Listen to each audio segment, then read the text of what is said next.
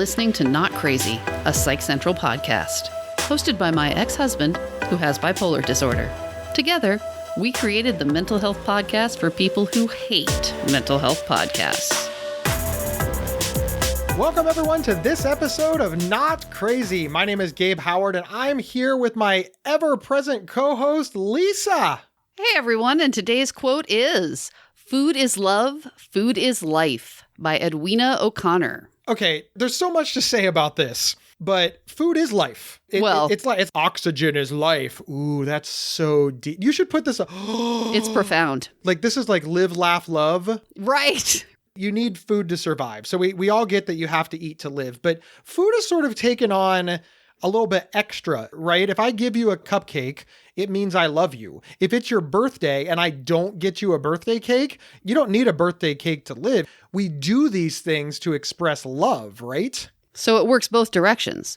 Giving people food is love, and accepting their food says I love you back. Ooh, and that's where we really sort of get into, I'm going to go with crux of our discussion today, which is binge eating disorder. Many people don't know I used to weigh 550 pounds. I'm 6'3". My top weight was 550 pounds. You realize your top weight was a lot closer to 650 pounds. That's not true. I never weighed over 600. I'm willing to bet that you weighed over 600. I did not. I know for a fact. The day you had gastric bypass, you weighed 554 pounds. Right. But you'd been on a diet for several weeks and you'd been fasting for several days. I'm willing to bet you lost 20 or 30 pounds. There is one thing that fat people know more than anything else, especially fat people who have lost a lot of weight. They know their top weights. Okay, well, never mind. Go back. Unpause. No, we don't need to pause at all. I think you should leave this in there. I want people to see how often Lisa pauses to correct me. You're welcome. Do you think that there is a difference from a storytelling perspective between weighing 550 pounds and weighing 600 pounds? I mean, I guess maybe I qualified for this 600-pound life. Is that? Yeah. See, there you go. I didn't set the limit. Somebody else did. Well, I'm not going to retroactively go back and try to be on a fatsploitation show.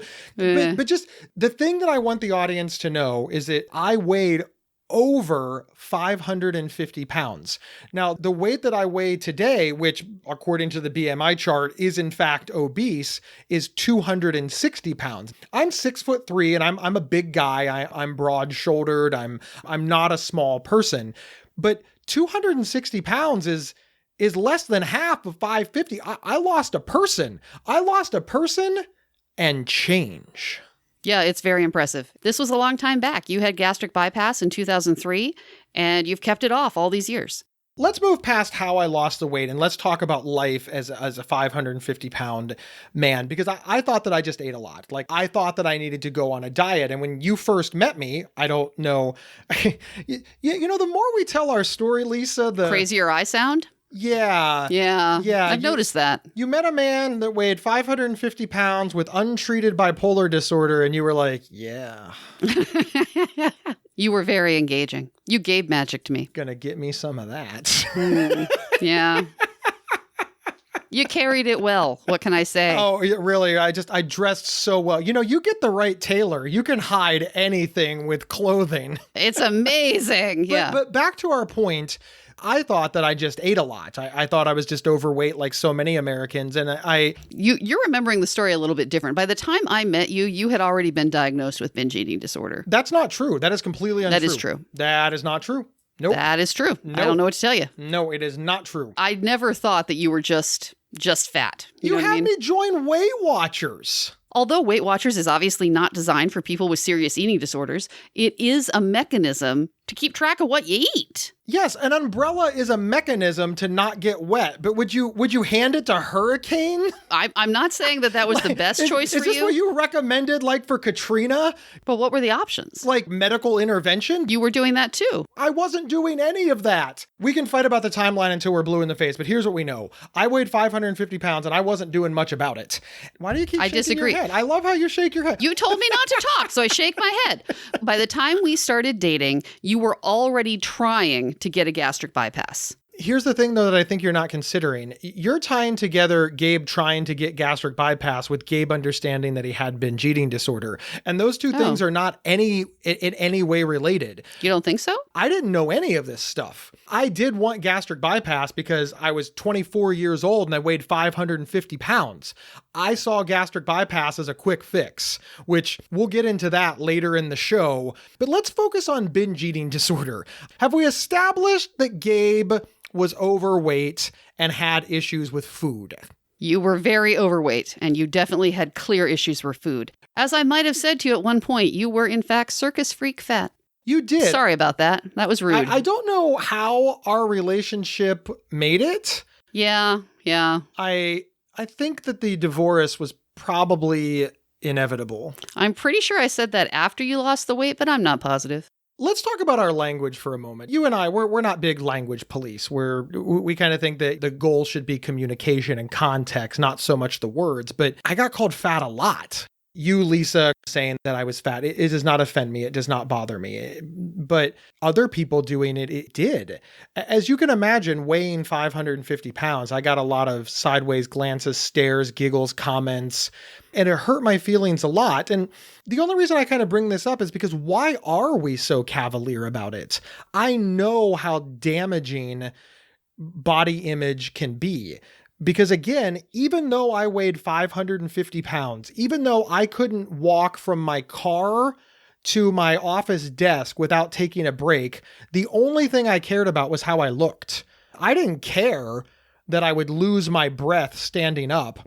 I cared that I wasn't pretty enough and that maybe I couldn't find a girlfriend. Really?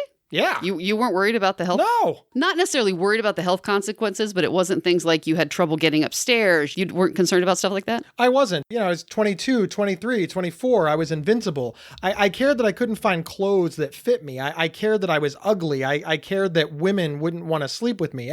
I'm not trying to make Lisa out to be a bad person, but Lisa and I were not exclusive because Lisa gave me a fake name when we first met. Well, I wasn't going to give you my real name. That's fair. I was circus freak fat, apparently.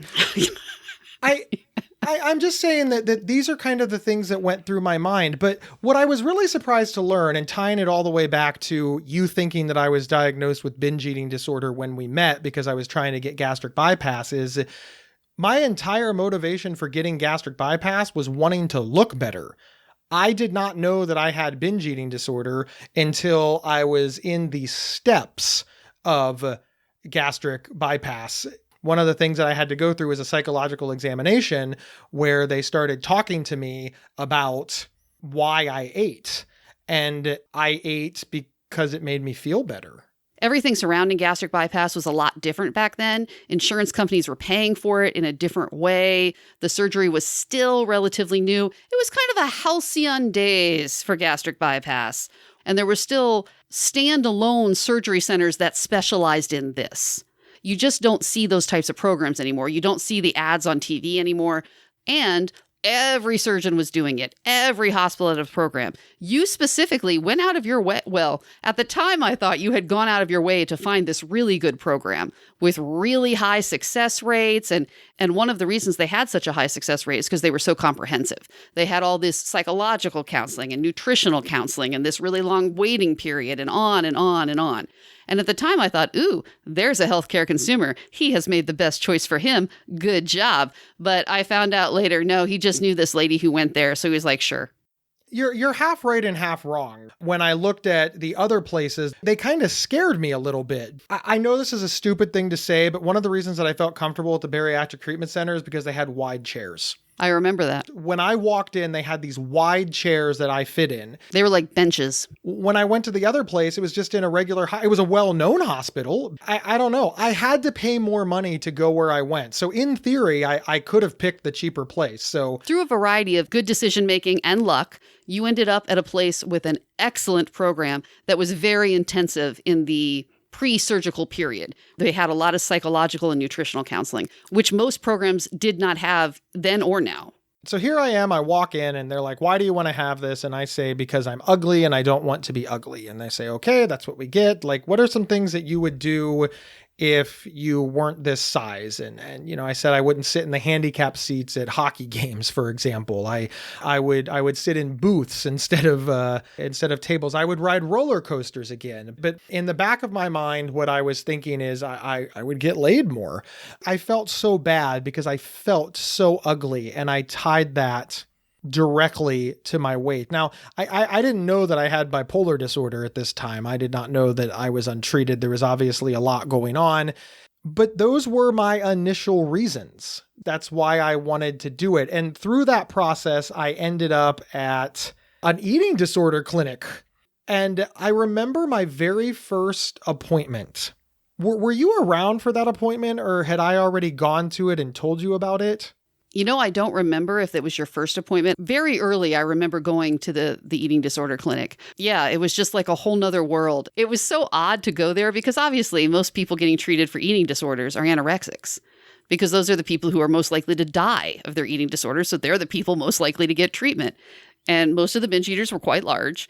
So it was this bizarre mix of very, very small, mostly young women, just painfully thin young women, and extremely overweight 20-some, 30-some year olds. And I went to one of their family support groups, and the majority of the people there, their family members, family or friends, were anorexic. And they had the exact same behaviors, the exact same attitudes, the exact same everything, even though their problem was that they didn't eat enough, and your problem was that you ate too much. That really went to show that eating disorders were not about the food. It was about the psychological thing. Well, but that's interesting because while it was psychological, it was also about the food. For example, if I was feeling sad, I needed birthday cake because birthday cake was tied to happy memories. You couldn't just give me 20,000 calories in veggies, salad. Man, that'd be a lot of salad and veggies. But I needed like the foods that I grew up with. I guess a better way to say it is about the psychological connection to the food. Yeah. So I looked up the definition of binge eating disorder because how do you know when you're binge eating and how do you know when you're just overeating? Binge eating disorder is characterized by recurrent episodes of eating large quantities of food very quickly and often to the point of discomfort, and a feeling of loss of control during the binge, experiencing shame, distress, or guilt afterwards. And then not regularly using unhealthy compensatory measures, such as purging, because that's a whole nother eating disorder.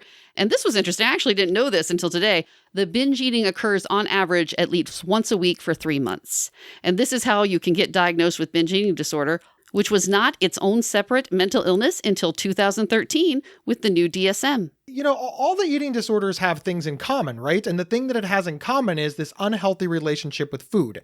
A healthy relationship with food is that you eat to survive. You start to get into a gray area when you eat to survive, but you also enjoy what you eat. Oh, I don't think that's fair. You can eat to survive and enjoy what you eat. You probably get into a gray area once you get overweight, and I am overweight. The goal of food is not enjoyment. The goal of food is sustenance. The reason that we get in a gray area is because who's ever eaten that extra bite because it tastes so good? That's a gray area. You do not need that extra bite. But also, why do we have foods that go with holidays or occasions? That's a gray area, right? There is no reason on earth that we need to celebrate our occasions with food. But that's an evolutionary thing. What encourages the animal to eat? Because it's enjoyable, it's pleasant. Otherwise, we wouldn't eat and we'd all starve to death. So it goes together. Humans, throughout time, would not survive if they did not find enjoyment in food, because then they wouldn't eat and they'd all die. Well, I disagree with that. Why can't it work the other way? We don't eat, so we feel pain. We feel hunger. That's both. I suppose alleviating that hunger provides joy. I don't know why we fell down the rabbit hole on it's a gray area, but I do. I think that it's important to establish that sometimes our relationship with food, while healthy, is a gray area. There is absolutely no reason that we have to have cake on our birthday. But I would venture to guess that anybody who didn't get a birthday cake or some sort of special dessert on their birthday would feel that they were left out or that they missed something. Well, that could be its own separate show about the emotional relationship to food and Americans' relationship with food, because we just have this ridiculous eating pattern that nobody else has, that nobody in history has had previously. So would you say that that's a gray area? Okay, fine, gray area. Lisa, the point that I am making, when I was sad, I ate. That is what I learned by going to a nutritionist and examining my relationship with food. And I think that everybody in America has sort of a messed up relationship with food to a certain extent, what I called the gray area. But it was just so extreme, Lisa. When you were sad, you ate to comfort yourself. When you were happy, you ate to celebrate. When you were angry, you ate to calm down. When you were fill in an emotion, you responded to it with food. And to a lesser extent, so do I, which once again is why I'm overweight. But it was very extreme and still is extreme for you. But I don't think it's fair to call it extreme anymore. Why? It was extreme before I got help. I don't think it's extreme anymore. I do think it's outside of the normal lines. Okay, well, that's just a semantic argument. It's much more than for the average person. Well, How I'm just about saying, that? if my relationship with food is extreme now, how would you classify it before I got help when I weighed 550 pounds? What word would you use there? Even worse. Well, but we need a word here. We're using extreme for my relationship with food now. Horrifying. I would call it horrifying. I think you have lost track of how far outside of the norm you still are. You are much better than you used to be, obviously, but I think you've normalized in your mind a lot of your behavior, and it is not. This is not the way the average person, even the average American, reacts to food. It's the way you react to food. Well, yes, but that's not a good measure because I am also overweight, but it's worse with you. It's a lot worse. Give some examples. Whenever we go out, there has to be food. It's not fun for you if there's not food. All activities have a food that goes with it, a food that must go with it. You can't go to a movie and not have popcorn or snacks.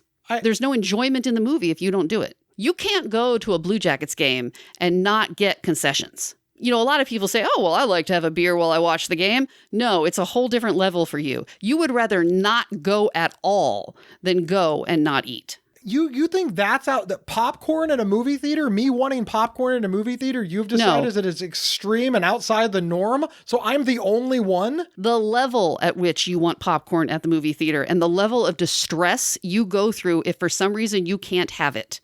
If I told you in advance, hey, the popcorn machine is broken at the movie theater, you wouldn't go. Even if it was Star Wars on opening night, you would not go.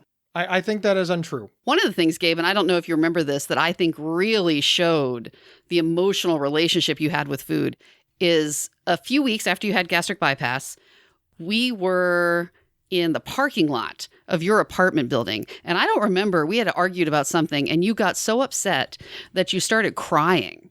And you actually said, I just feel so bad. And now I don't even have food.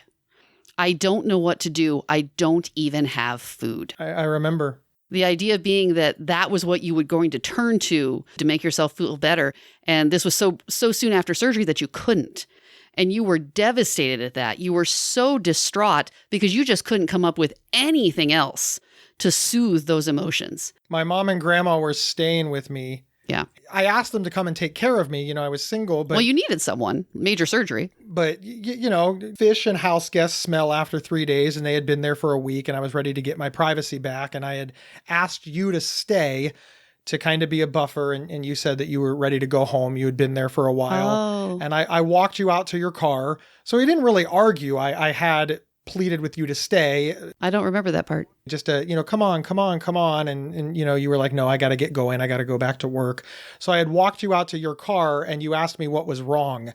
And I just started crying. And then of course I had trouble standing because I just had surgery and I fell down next to your car.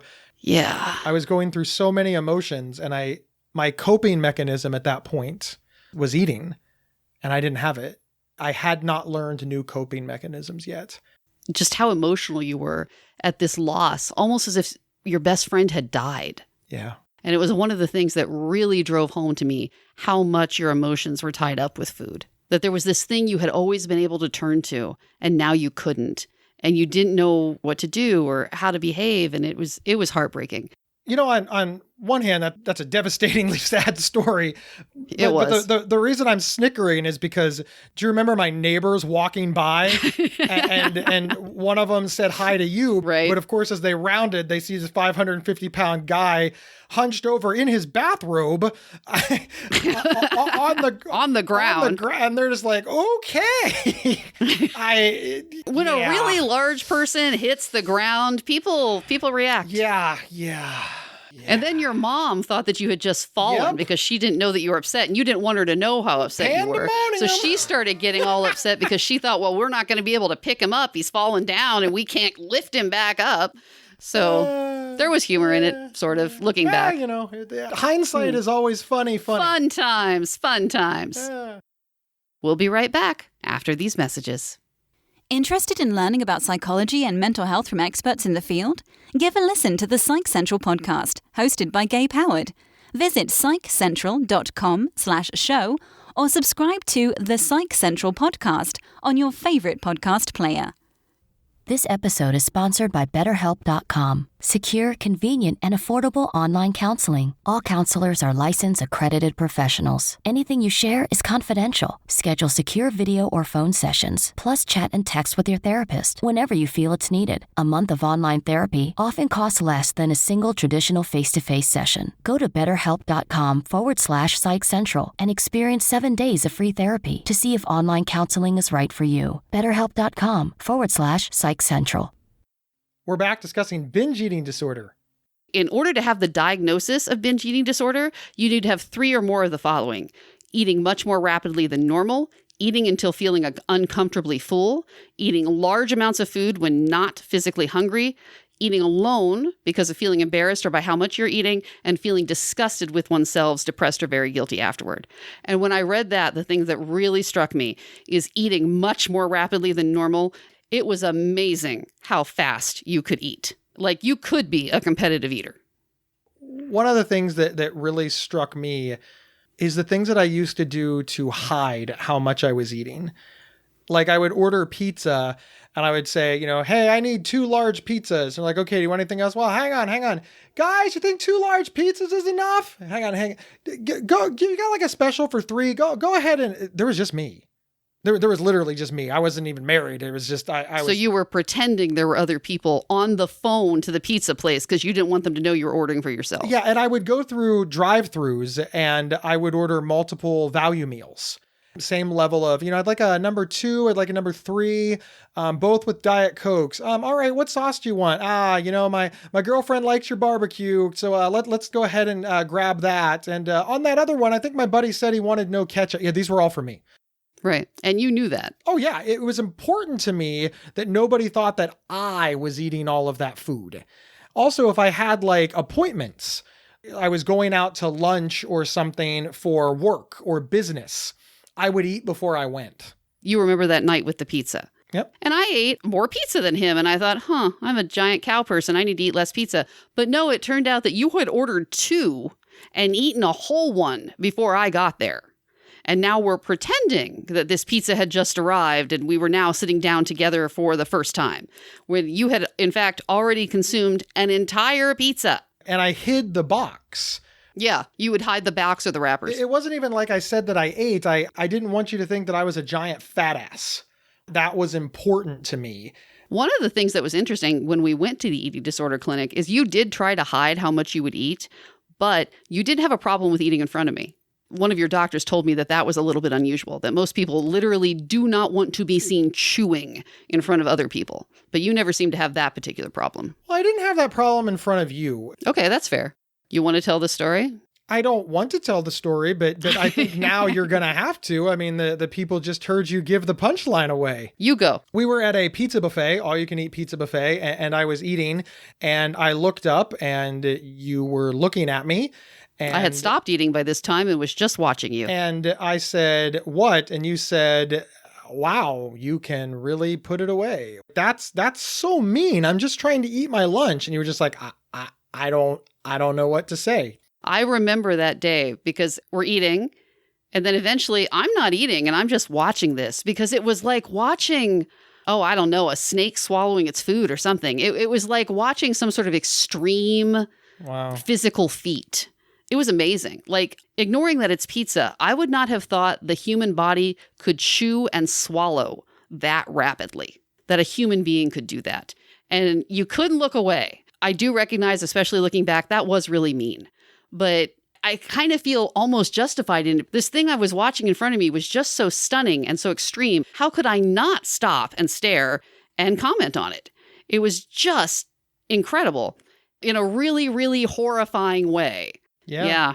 It was disturbing. When I got to the eating disorder clinic, they put me through a lot of paces, and I started to realize that my relationship with food was not good. I mean, my weight, over 550 pounds, my girlfriend looking at me in disbelief as I ate, the side glances, the comments, not being able to fit into things like roller coasters or booths, or I had to sit in the handicap section. I needed the seatbelt extender for my mid-sized car. It's not like I was in a tiny car. I had a Ford Taurus, a family car, and I needed a seatbelt extender. By the way, you're welcome. Yeah, that was all Lisa. I just didn't wear a seatbelt before. Because I don't let anyone ride in my car without a seatbelt. And I thought, what kind of fool doesn't wear a seatbelt? And then lo and behold, he didn't wear a seatbelt because it didn't fit. Because he couldn't wear a seatbelt. Remember when I said it doesn't fit and you said, bullshit, show me. You didn't believe me. You've seen how far those things stretch out.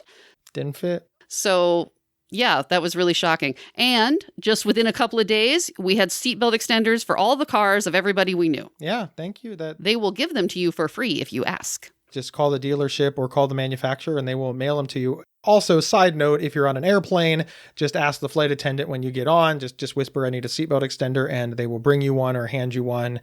Highly recommend doing that as well. Very, very important. But here I am at the eating disorder clinic. I finally got a surgery date. And what was it, like a month and a half before I finally got gastric bypass after like 2 years of fighting for it is when I went to the psychiatric hospital. Yeah, like 2 months before, but you already had the date scheduled. Yeah. So as I'm losing the weight, I'm also getting treated for bipolar disorder. Right. That's what comorbidity is. You had a lot of things going on at one time. This is one of the reasons it's so difficult to treat mental illness and binge eating disorder, because there's all these factors coming together, and how do you tease out what's what? I guess I don't remember the specific day that I was diagnosed with binge eating disorder. I do remember my aha moment. I had to do a few things, and one of the things that I did is meet with a nutritionist. What she did, she had flashcards, and she held up the flashcards, and she was like, what has more calories? And the only one that I remember was she held up a donut, cream-filled icing, and she held up a muffin. She said, which one has more calories? And I said, the donut. I know this one. Muffins are a diet food. And she said, no, the muffin has more calories. And I said, how is that possible? Muffins are healthy. Muffins have less fat, but they have way more sugar. But I thought a muffin had less calories. It didn't. Lots of people don't understand the specifics of nutrition or aren't quite sure what the right foods are to choose, etc. That's why they have eat this, not that. What does that have to do with binge eating disorder? Why was that your aha moment? Because up until that moment, I thought I completely understood what was going into my body, why I was eating it. And that was the first thing that let me know that, no, you're just wrong. You're just wrong. I did not understand how any of this worked, but I thought I did. That's the part I'm getting at. If I can be so wrong about what constitutes a healthy meal, then what else am I wrong about? And she helped me understand that I don't know what's going on. I clearly do not have a good understanding of my relationship with food in general, nothing. And that opened my mind. So your lack of understanding of nutrition made you feel like, hey, maybe I don't understand a lot of things about eating and how I eat, and therefore maybe I should consider that these people are telling me something of value rather than something I can dismiss? Sure, that's a fancy smancy way of putting it, but what I actually thought in the moment is, holy shit, I don't know what I'm eating. I do not understand food. I am putting food in my mouth and I think I am making healthy choices. You know what I used to eat? And I thought it was a health food, a Snickers bar, because the advertising was packed with peanuts. Snickers really satisfies. I was hungry and I needed a snack to get to the next meal. So clearly peanuts. I was eating a candy bar with peanuts. But I thought I was eating a nutrition bar. I thought I was eating something healthy because the advertising got to me. I did not understand what I was putting in my mouth, but I'm supposed to believe that I understand the psychology behind my desire to eat. No, that's when I started to become much more malleable. That's when I started listening. That's when I wanted to understand why I was making the choices that I was making. Well, what did you think before, though? What did you think your relationship with food was up until then? I thought that I overate like everybody, but I also thought that it wasn't my fault because after all, I didn't get a good metabolism. Metabolism. I believed in that my metabolism that's broken. I don't have good genes.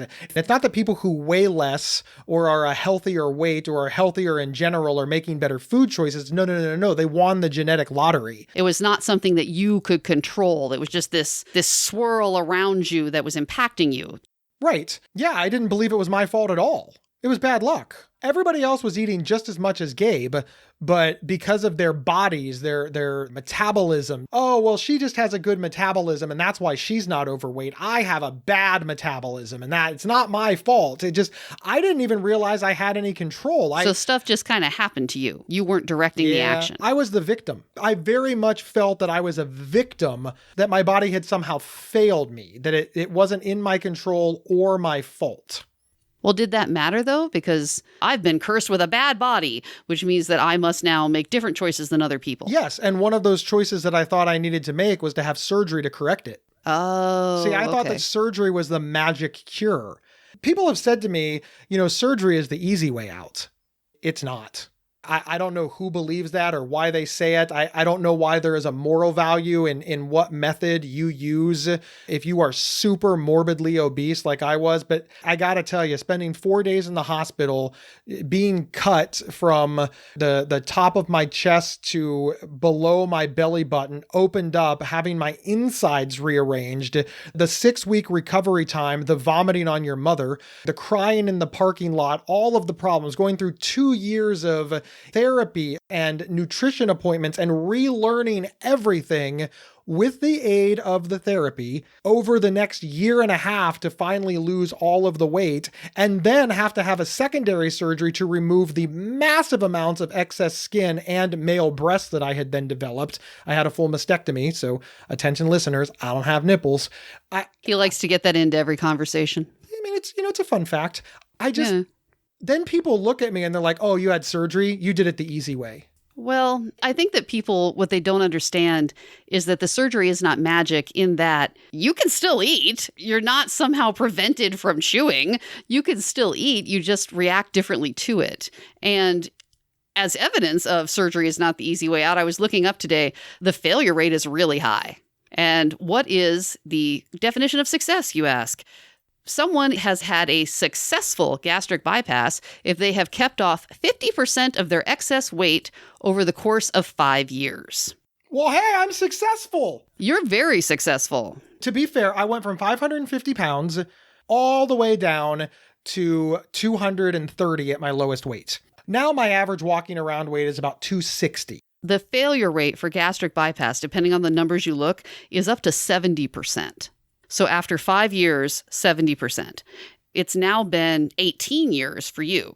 So even if you gain all the weight back tomorrow, even if you weigh 700 pounds tomorrow, you have had a successful gastric bypass. And then also, let's do some approximate numbers here. Say that you had 300 pounds to lose, right? And you lost 280 of them. You realize that you could gain right now 130 pounds and still be successful. You could right now weigh over 400 pounds. And when it came time to count up all the gastric bypass numbers, you would be in the success category. So when some people say, oh, Gabe had a successful gastric bypass. No, you didn't just have a successful gastric bypass. You had the A+ gold standard amazing of gastric bypasses, because you could weigh substantially more than you do now and still be a success. You have plenty of people in your life now that never knew you then. People don't realize how much weight you've lost and this backstory that you have. They just look at you and you look normal. Yeah. And they think, oh, there's Gabe. I mean, no one's going to describe you as thin, but you're perfectly normal. You're perfectly normal weight. Nobody stares at you in public. And that makes people think that you're done, that you no longer have this messed up relationship with food, that you're no longer struggling. And that's not true. I don't think you get enough credit for that. You are actively struggling with your weight and with your eating disorder on a daily basis. And it just doesn't show anymore because you're not so fat. People look at you and they think it went away. It didn't go away. I still want to give you a little pushback on, is it okay that we're using the word fat so cavalierly? Seriously? That's what you're going to get out of all this? No, I mean, thank you for all of the kind words. We're both still fat. I kind of wonder if I was listening to this show and we just kept saying fat, fat, fat, fat, fat. Well, but you're adding the pejorative. What does fat mean? Overweight, I guess. Overweight or heavy or excess weight or more weight or something like that. Why are you adding extra words? It's like when people say, oh no, you're not just bipolar. Yeah, I know. Why are you adding in words? I'm saying to you, hi, I'm bipolar. That's not all you are. You're also a blah, blah, blah, blah, blah. Yeah, I know. You're the one who added all the baggage to the word. I was just fine with the descriptive phrase. Fat. Are we taking it back? Not even that necessarily. It's just, why are you adding in this pejorative of fat is inherently bad and we shouldn't throw it around so cavalierly? You were heavy. You were big. It's true. The word for that is fat. And I would like to point for the record that both of us are currently fat. I guess that is my question. As much as I love you, Lisa, you are not the same size as you were when you were 23. Yeah, even then I was not thin. So are you fat now? Yeah. Or would you prefer that I say nothing because I'm not dumb? Well, don't get me wrong. Usually I do not care for it when people tell me I'm fat because they mean it as a pejorative. But as a simple description, am I overweight? Am I heavier than those charts and everything? Or even heavier than I personally would like to be? Would I like to be smaller than I currently am? Yes, I am fat. Accept that. I'm also blonde and relatively short. Accept it. Yeah, I got a big nose and I'm fat. There you go. Your nose is gigantic. I know. I hadn't noticed how huge it was until we started doing this so much and with the video and all. I knew it was big, but oh my God, like a toucan. This is the part where you say something nice, like it's very attractive or you know. If I had that ability, we would not be divorced. Fair. So anyway, we could talk for a long time about all the high points of amazing stories surrounding Gabe and his extremely disordered eating and the struggles of gastric bypass. And to hit a few, when he said the whole thing about struggling after surgery and throwing up on your mom, he didn't mean his mom. Okay? He threw up on my mom. He didn't vomit on his own mother, although you actually did that as well. He vomited on my mother. That's the story he's telling. In a fancy restaurant. Yeah. And the reason why it makes me, people are like, oh, why are you angry about that? The poor little dear, he got sick. I told him not to eat that. I told him it was going to make him throw up. He ate it anyway, and then he threw up on my mother. That's all I'm saying. But that's okay. We'll get that over now. Are there any high point stories you'd like to hit? Do you remember how you had written that list of things that you wanted to do once you lost the weight? Yeah. And one of them was buy clothing in a normal store. Yep. Sit in a booth at a restaurant. Yep. And ride a roller coaster. The roller coaster. And we went out. We were at the mall. He went off to go shop. I'm looking at clothes. And then he comes over to me and goes, well, I asked them for the largest size they had, and it didn't fit me. And I thought, oh, and I said, oh, honey, it's okay. It will. You're still losing. It's okay. And then he goes, and that's why I got the size 3 down. It was. Because it turned out that he had gone below the largest size they had in the store. And he was so excited. It was. It was a good day. The booth. Do you remember one year for Christmas? I remember. You got me a gift card to every restaurant that I couldn't go to because they only had booths. Yep. There had been a lot of places that he couldn't go because they didn't have tables. They only had those fixed booths and there's nothing you can do. And occasionally he would try because someone would ask him to go to that restaurant and he'd try to squeeze himself in. And oh God, it was so painful to watch. You would say things like, oh no, I can fit in that chair. Dude, you cannot fit in that chair. Please don't make all of us uncomfortable by trying. Please stop. Yeah. Just, it was terrible on so many levels.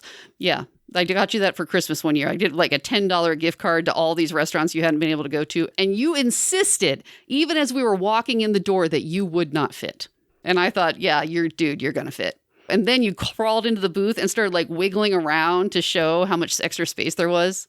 And of course, listeners can't see this, but the look on your face right now and how much you're smiling, like it's just the greatest thing you could ever remember. It's so sweet. Do you remember when we went to the amusement park? Uh-huh. Because remember, roller coaster was on there. And I was worried. You said that I was at the right weight. And we went up to the first roller coaster and I said, will I fit? And the gentleman said... The ride attendant. Yeah, the ride attendant said, I'm not sure, but we have a seat here. And, these lines can be very long. You might be in line for an hour or more. So they have one of the roller coaster cars sitting at the front of the line so you can test it. Because no one wants to wait in line for an hour only to be told, hey, you don't fit in this seat. Get out of line. So the roller coaster attendant was super nice. I sat down in it, and as he was pulling the thing down, he said, we just have to make sure that it will latch over your shoulders because of your height. And I said, you're testing this because I'm tall? Of course, he's just this kid, and he just looked at me like I was a crazy person. I was like, oh my God, I was asking because I'm fat. Yeah. For real, I just wanted to hug him, which... When you walked up to him and said, hey, I'm worried that I might not fit, he thought you were saying I might not fit because you were tall. Yep. It never occurred to him that you were saying because you were fat. I cried. This poor kid, he's 19 years old, and he's like, why is this man crying? You turned to him and you said, oh my God, you said that because I'm tall. And he was like, yeah? He was so confused. And you spent the next 45 minutes repeating that. Oh my God, he thinks I'm tall. Oh my God, he said that because I'm tall. Yeah, you did. You started to cry a little bit. You were so excited. That was a good day. Lisa, you touched on comorbidity a little bit. I believe very strongly that I, of course, do have binge eating disorder, but I also believe that it was driven by the excess of untreated bipolar disorder. Yeah. I was doing pretty much anything that I could to manage the emotional overload of depression and grandiosity and mania and suicidality and anything that could provide me even a moment of joy, whether it was drugs, alcohol, food, sex, spending money, I would do. What do you think the intersection of all of this is? Well, obviously having gastric bypass was an amazing choice for you and it worked out great. Yeah. And who knows what would have happened if you hadn't had it done. But I actually recommended at the time that maybe you not do it because you had just been diagnosed with bipolar disorder and everything was changing so fast. I thought, well, hey, maybe his eating disorder isn't actually the thing. Maybe this has always just been an almost symptom of bipolar disorder. And once he has that under better control, he'll just be able to control his eating and he won't need to go through this surgery, etc. And of course, you have a gastric bypass. You were losing a pound a day. Think of how delicate that balance of all your different medications are, and then think about how you get that balance when your body is changing so rapidly. One of the things that I think about in terms of comorbidity is mistaking feelings. And the big one is it took a long time to be diagnosed with anxiety and panic disorder because I honestly thought that panic attacks were hunger pains. Yeah, you would say that all the time. Every time that I would have a panic attack, I would think that I was hungry, which of course created a Pavlov dog effect where a panic attack was very much associated with food. And in fact, more importantly, the cure for the panic attack was associated with food. So every time I have a panic attack, I would have to eat. We'd be standing in line or something, and I recognize now that you would start having a panic attack. But what you'd say, you turn to me and say, I'm hungry. And, oh, I'm so hungry, my blood sugar, I actually thought back then, well, he is really heavy. So, I don't know what that does to your body chemistry and stuff. Maybe he really is feeling hunger this often. And looking back on it, yeah, those were panic attacks. And you had them a lot. I did. I really did. Well, what happened? When did you figure out that it was actually not hunger? What do you do now? One of the things you told me years ago is that when you had the urge to binge, that you didn't even try to stop the urge anymore. That was impossible. It never worked. Just forget it. That what you did instead was try to substitute different foods. So instead of binging on chips or pizza, you were now binging on strawberries or yogurt. So a few things. You are right. Making healthier choices does help to try to put those feelings or emotions at bay in a healthier way. Some of the things that I do now when I have a panic attack is one, I understand that it is a panic attack. So sometimes I can stop them just because I am aware of what they are and I have all kinds of other coping skills. Sit down for a moment, count to 10, remove myself from whatever is causing the panic attack if I can see the cause, splash water on my face. All the 1,001 coping things that you have for panic attacks. There's just so many coping skills. Salty snacks help. Once again, it's probably in the gray area. It's probably not the healthiest choice, but sometimes like eating saltines, eating crackers, eating pretzels. Pretzels, so many pretzels. I try to find a healthy choice. Sometimes sitting, drinking a diet soda, eating some pretzels, counting to 10, taking a 20-minute break. These things help. But remember, before all of this would happen, I would go eat a large pizza. I would go eat 2, 3, 4, 5, 6,000 calories in order to get rid of that panic attack. And because I didn't know it was a panic attack, I was having multiple of these a day. This would happen once or twice a day on top of all of my regular eating. I try to look at it now as kind of a harm reduction thing. It is not the greatest for you to sit down and drink that much Diet Coke or to consume that many pretzels.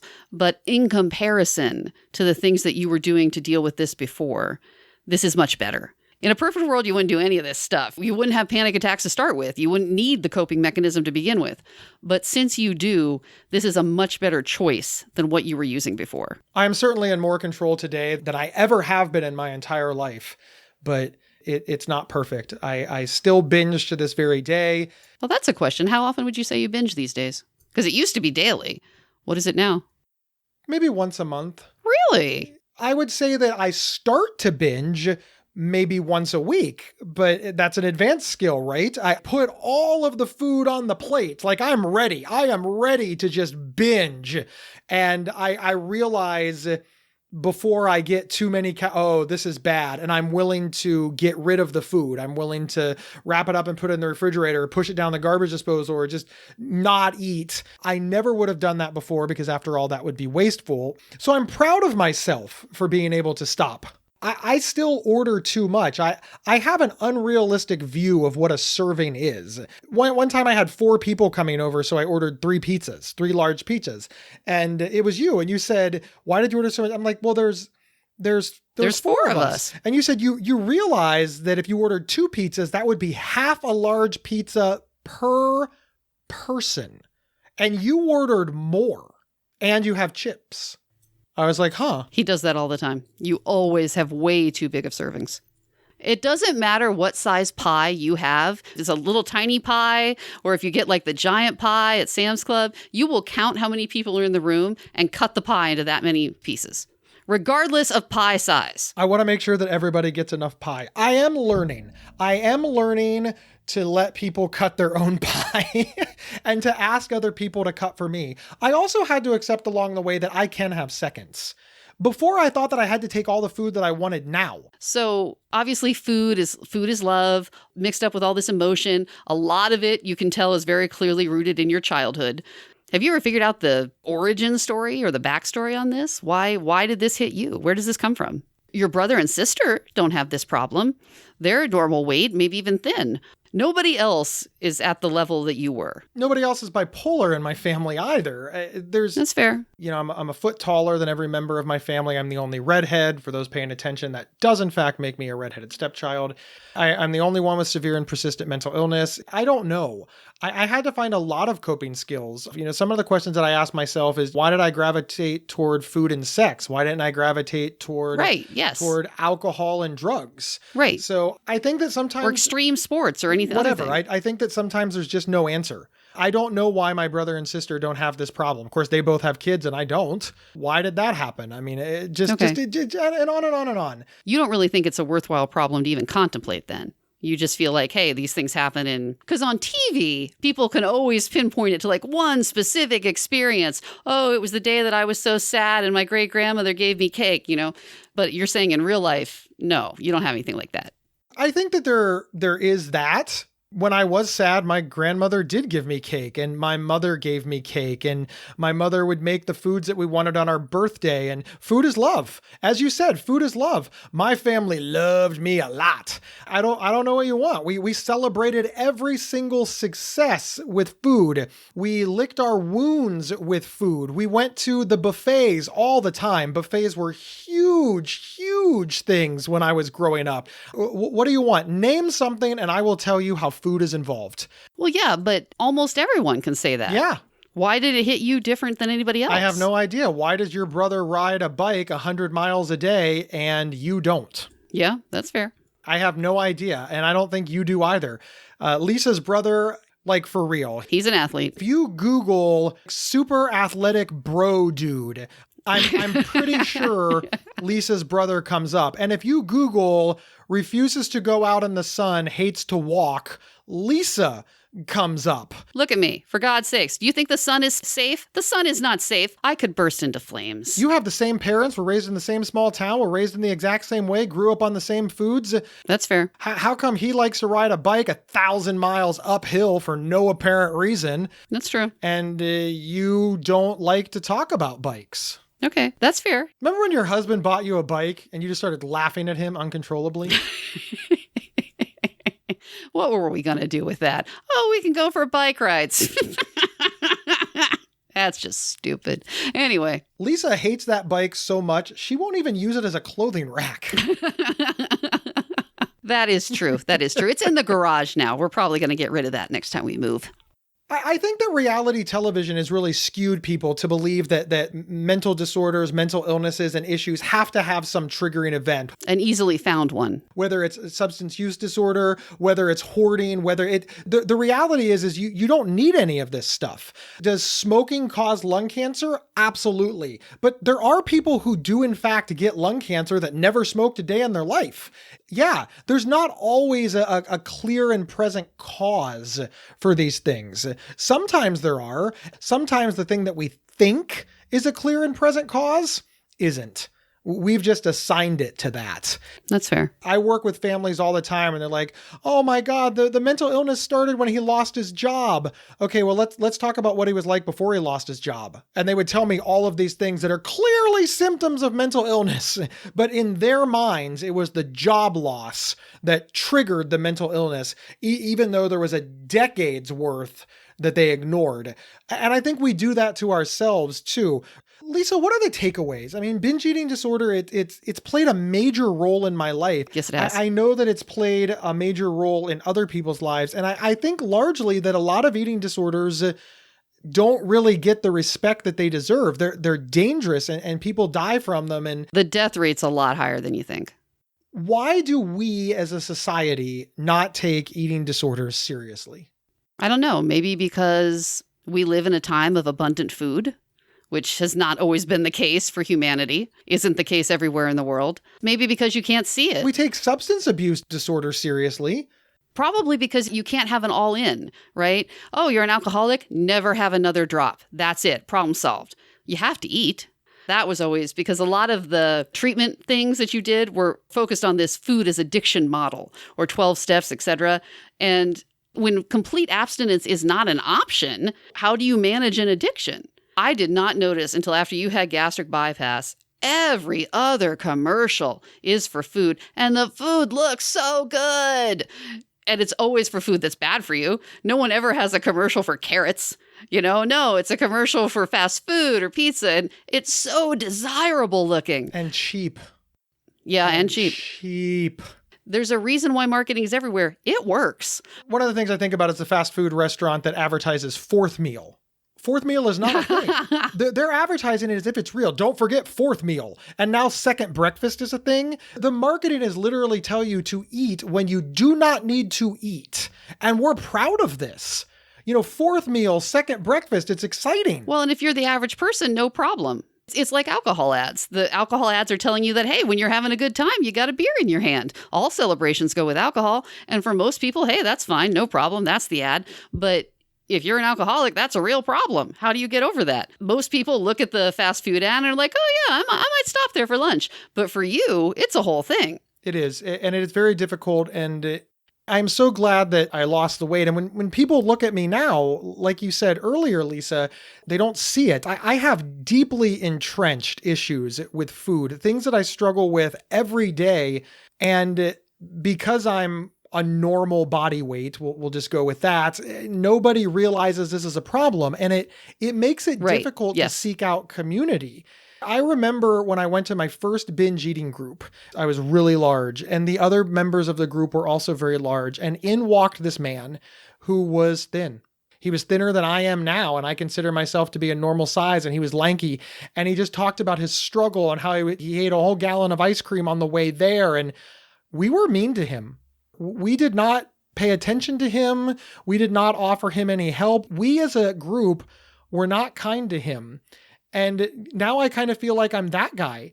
I don't want to go to the binge eating support group because I'm afraid that they're going to look at me and say, you're thin. I'd kill to look like you. And I understand why they would want to have the success that I've had over the last 18 years.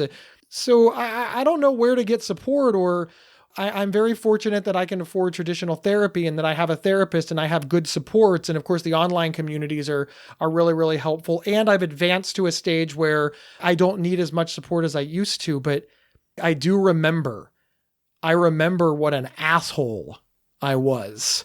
I don't think I said anything, but I certainly didn't put any effort into trying to help him because in my mind, he didn't need it. And that's an important lesson, and I want to get out there. Binge eating disorder is not dependent on your looks. It's not dependent on your weight. It's not dependent on your size. It's dependent on your unhealthy relationship with food.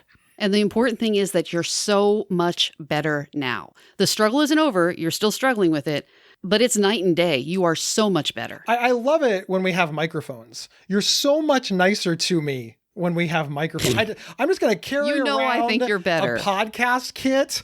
And just every time you get like mean to me, I'm just going to like thrust a microphone in your face and be like, podcast time. To think we've been arguing all these years for free. How wasteful. Oh, listen up, everybody. Thank you so much for tuning in. Obviously, the whole world believes that food is love, but you know what else is love? Subscribing to our podcast, sharing our podcast, rating our podcast, telling everybody that you can about our show. The official link for this show is psychcentral.com/notcrazy. Share it everywhere and subscribe on your favorite podcast player. Don't forget, there are outtakes after the credits, and we'll see you next Tuesday.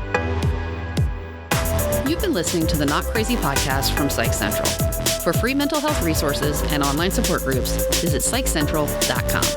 Not Crazy's official website is psychcentral.com/notcrazy. To work with Gabe, go to gabehoward.com. Want to see Gabe and me in person? Not Crazy travels well. Have us record an episode live at your next event. Email show@psychcentral.com for details.